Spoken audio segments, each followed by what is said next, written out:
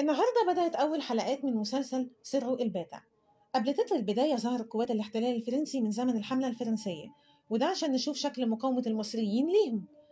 وبعدين بدأ تتر المسلسل بصوت الكينج محمد منير، وبنشوف في أولى المشاهد في العمل الملحمي للفنان محمد عادل الشهير بميدو عادل وهو بيتعرض لعملية قطع صوابعه.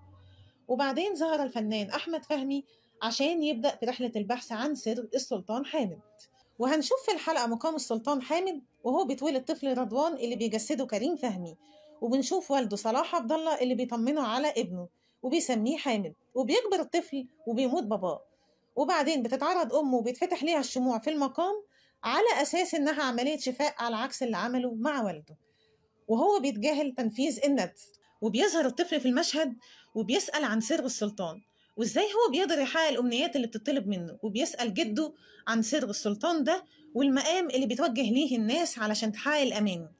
وبتزيد حيرته أكتر وأكتر وبيسأل أكتر من مصدر لمعرفة الحقائق عنه، وبيروح للمقام علشان ينام فيه. وبنشوفه في المشهد اللي بعده الشاب الفنان أحمد فهمي